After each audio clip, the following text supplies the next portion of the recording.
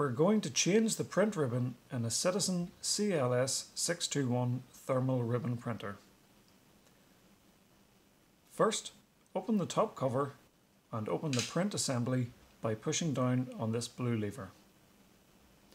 When you print, the new ribbon starts on the right hand spool, rolls under the print head and ends up on the waste spool on the left. Note that the new ribbon leaves the right hand side of the new roll and the waste ribbon returns to the right hand side of the waste roll. We'll go through this again later. To remove the waste and install the new ribbon, lift up the print head and remove the two spools. Tear off the empty spool and set it to one side.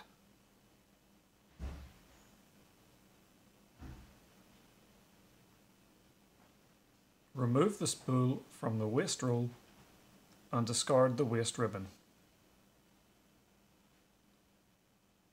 Insert the spool into the new ribbon, making sure it's tight to the bottom.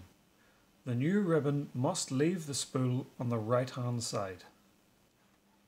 Load the empty spool on the left and the new ribbon on the right, leaving around a foot of slack.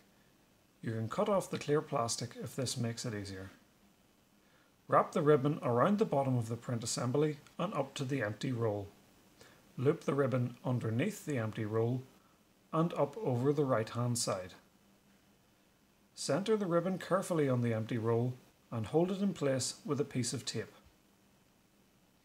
Turn the waste spool anti-clockwise so the black ribbon reaches the spool. Make sure the ribbon is centered on the roll and level on both spools, smoothing out any creases or wrinkles.